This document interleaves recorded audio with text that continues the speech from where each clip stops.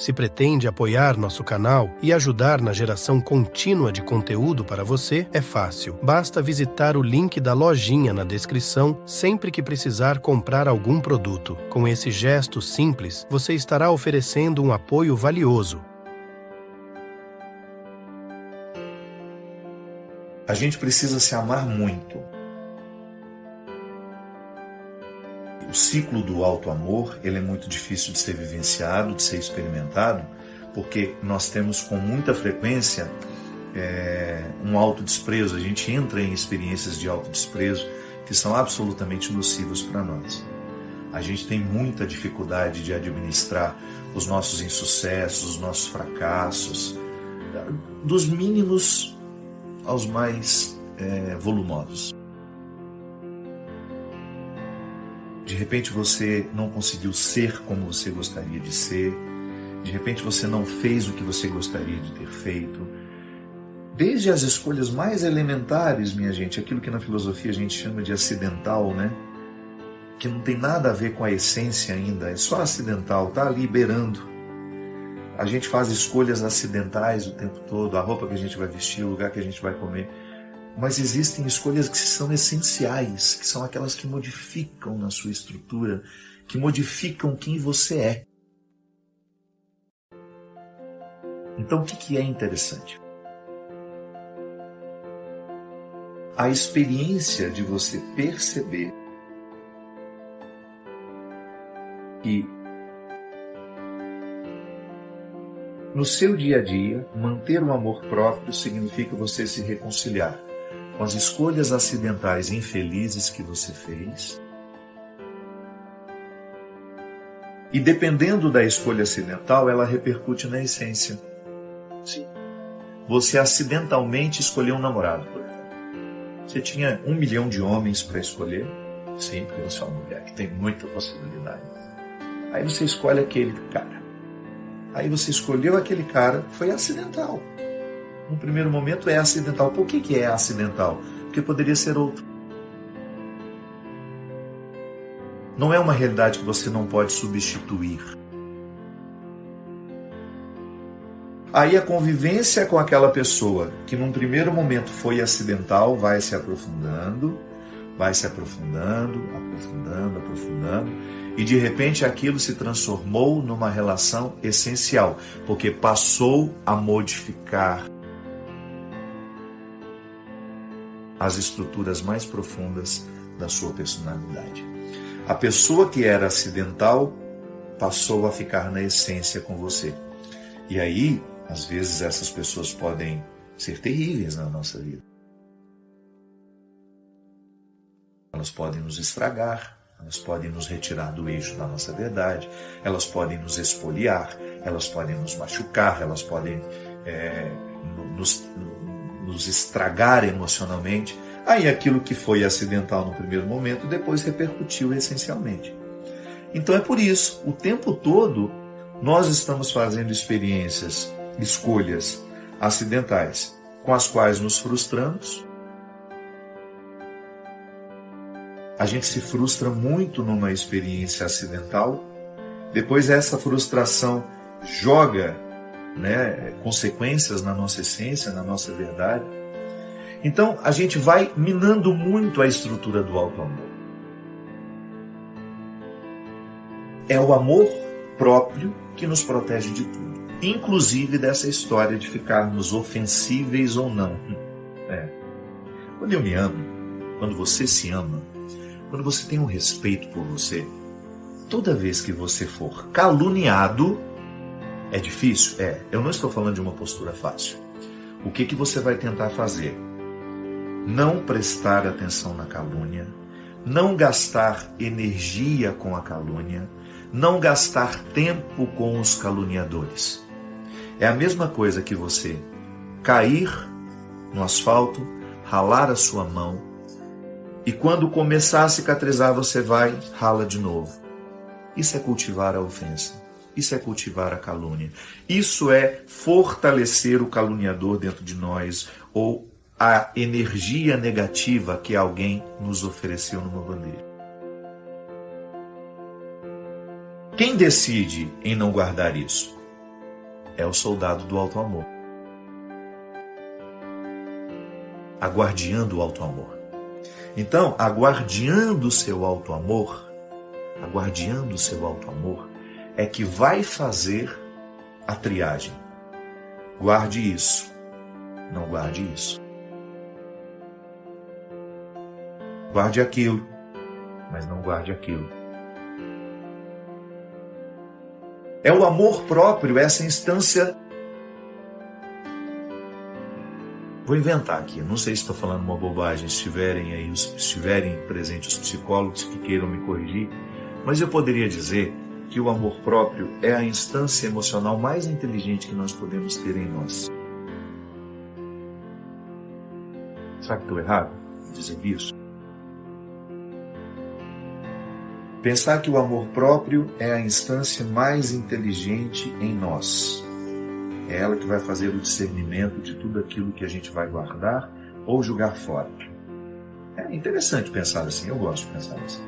Se estiver errado, depois eu vou me corrigir com o tempo. Mas a instância do alto amor como algo que está muito purificado, muito certo, é igual à consciência. Quando nós falamos de consciência, e eu sempre gosto de dizer que Deus nos fala pela consciência, por quê? Porque a consciência é o lugar que em nós é muito puro. Por que a gente não dorme com a consciência tranquila? Porque nós enchemos ela de impureza. Ela sabe tudo que a gente faz de errado. Quando nós não estamos com a consciência purificada, a gente não dorme, a gente fica muito mal, a gente fica incomodado com o que tomou de decisão, ou que falou, que agiu. Então, o que é interessante? Eu pensar que a minha consciência é o lugar do meu amor próprio. E é o amor próprio que nos protege. Você está sendo invadido o tempo todo. Eu não tenho medo de ar. Tenho certeza que você está sendo invadido o tempo todo por pessoas que têm respeito por você e que invadem com coisas boas, porque ser invadido não é de todo ruim, né? Eu sou invadido por pessoas boas, eu sou escancarado por pessoas boas que trazem energia positiva, que me trazem boas palavras, que me trazem boas propostas, que me trazem boas ações, bons fluidos. Ótimo! Mas nós também estamos sendo invadidos por pessoas que nos trazem muitos fardos, muitos pesos, muitas situações desagradáveis. E é aqui que a gente vai fazer a triagem. O que a gente vai escolher guardar de tudo isso que é invasão na nossa vida? Invasões positivas, invasões negativas. Então, é o alto amor, essa guardiã, esse soldado,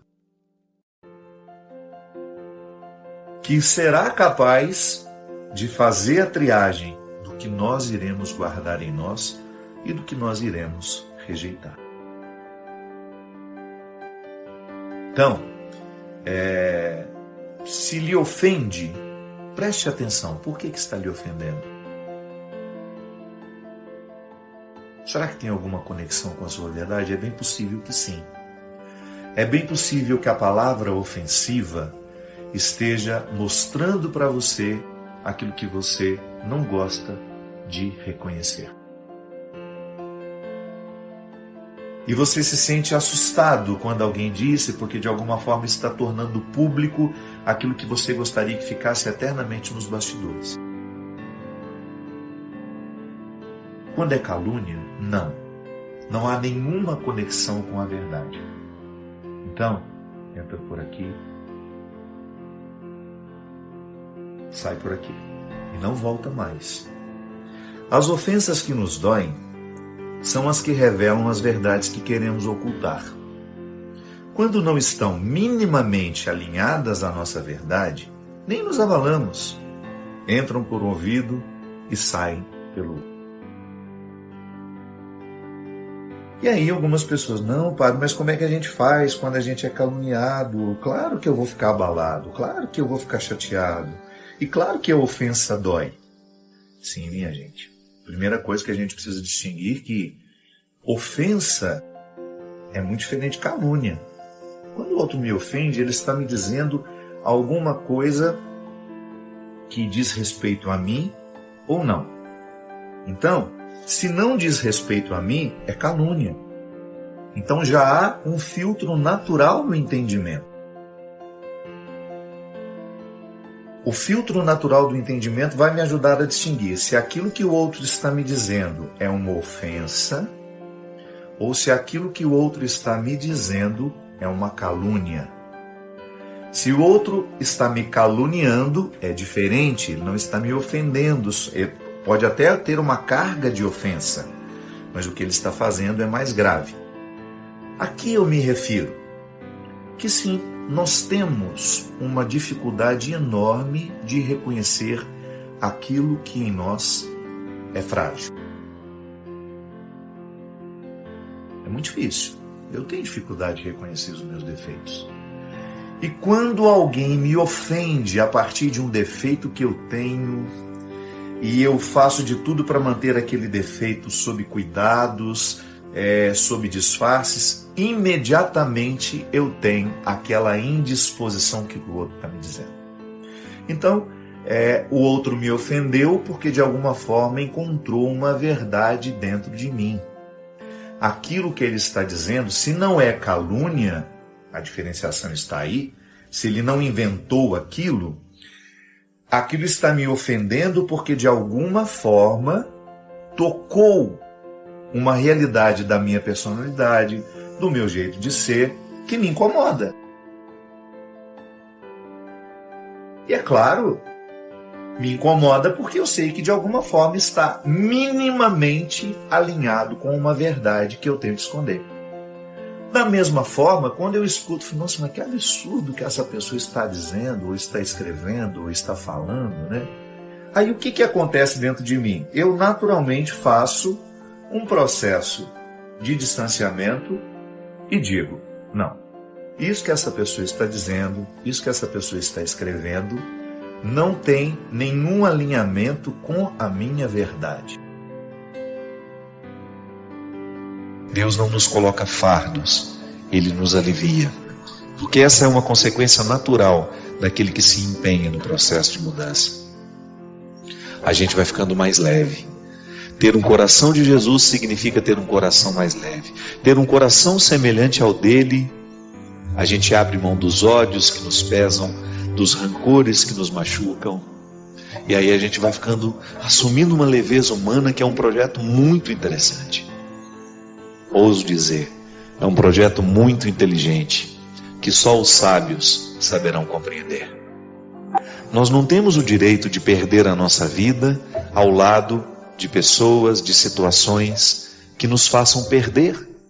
Foi Ele mesmo que nos disse: de nada vale ganhar o mundo se você perder a própria vida. De nada vale ganhar o mundo se nós perdermos a própria vida. Talvez você esteja pensando, e é verdade. Em muitos momentos da sua vida você foi infeliz porque alguém negou o que você era. Não lhe deu a oportunidade de ser quem você é. Aí, minha amiga, é um desastre.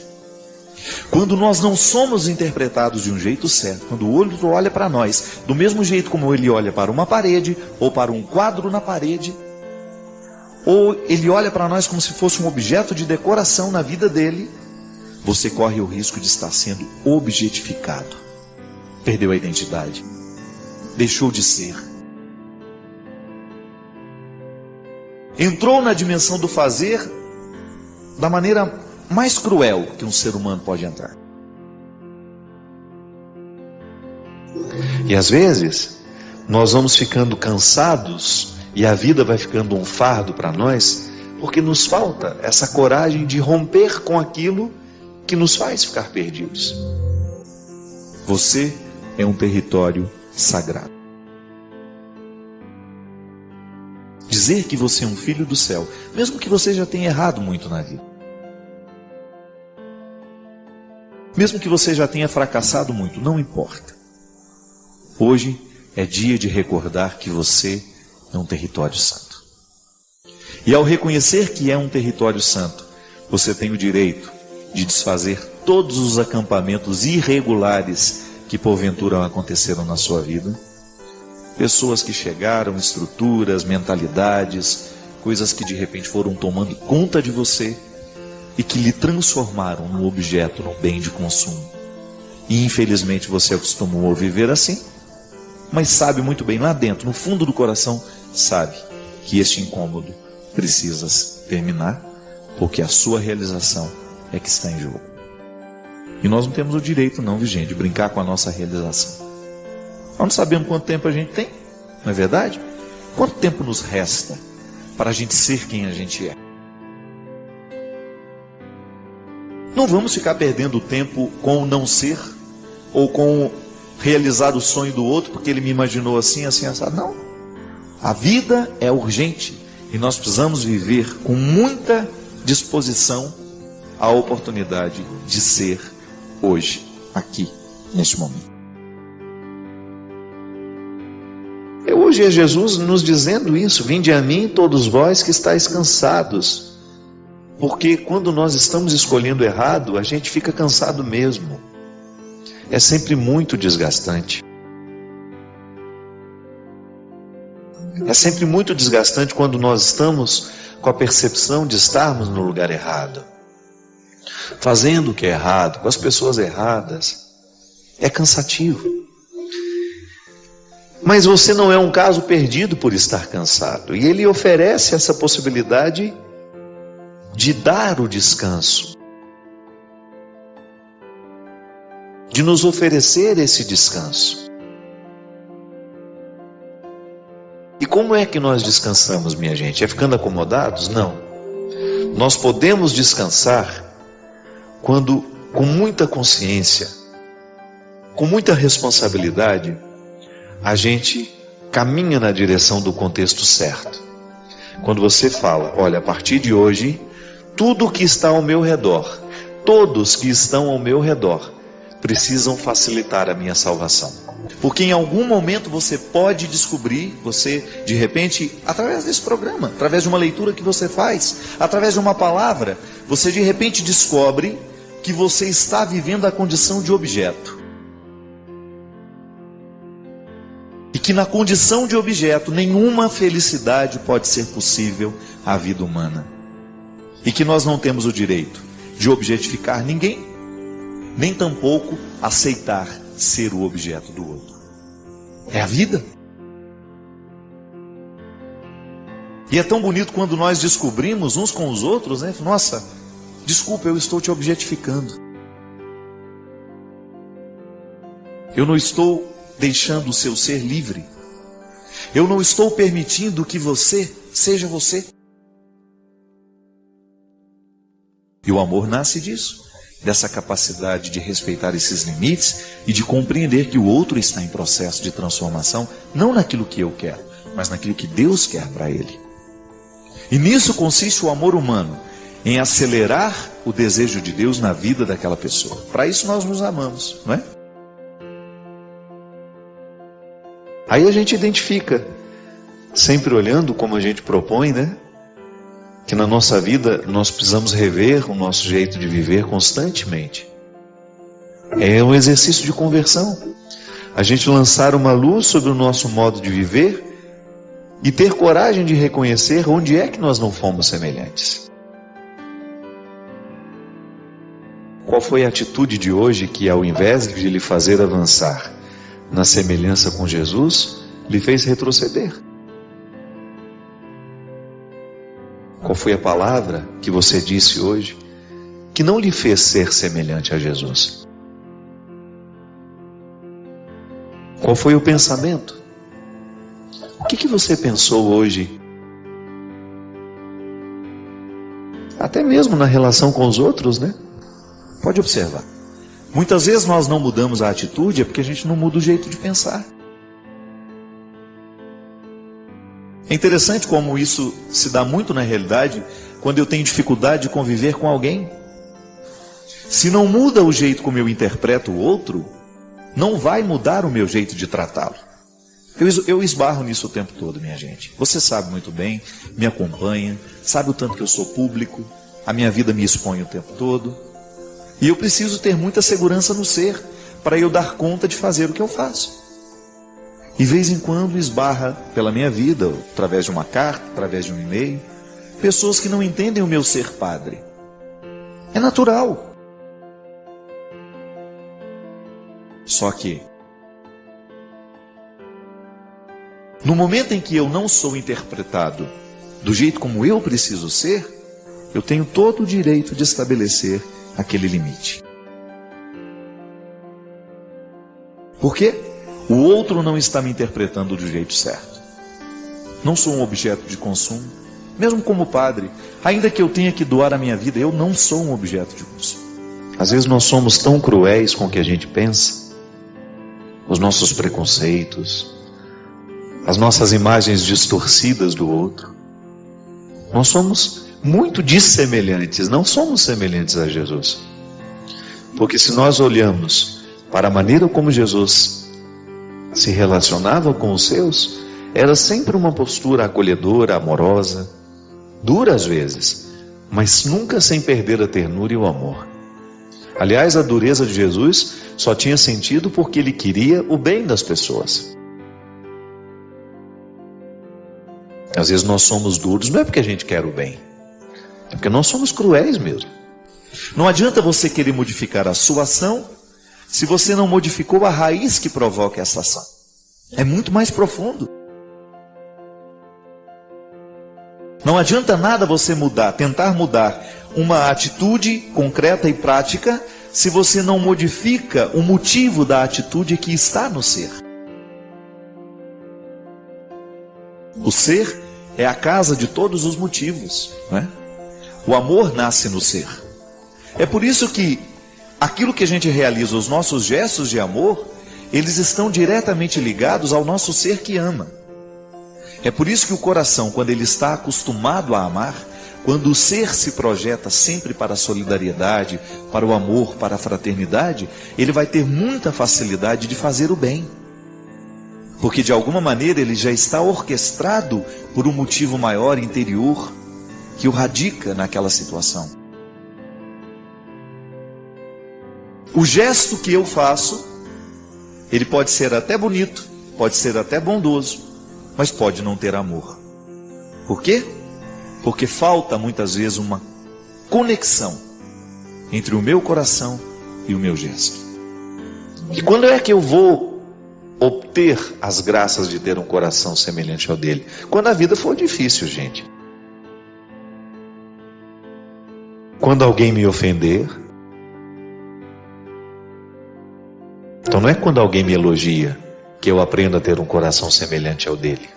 É quando alguém me ofende. Quando alguém me machuca. Com um gesto, com uma palavra. Quando alguém me trai. Quando a cruz da solidão pesa sobre mim. Quando alguém me injustiça. Quando alguém me calunia. Quando alguém olha, para nós, faz uma fofoca, uma calúnia. Quando alguém nos desrespeita. É nessa hora que nós vamos ter a necessidade de ter um coração semelhante ao dele. Para quê?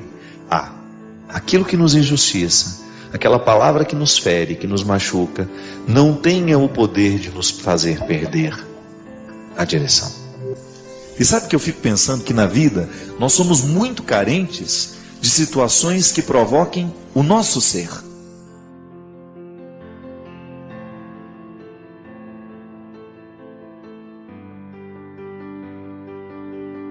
Este espaço é dedicado a elevar a fé e a conexão com Deus. Ao se inscrever no nosso canal, você se junta a uma comunidade que busca fortalecer seus alicerces espirituais. Compartilhe nos comentários suas experiências, testemunhos e orações. Que cada interação seja uma expressão de amor e devoção.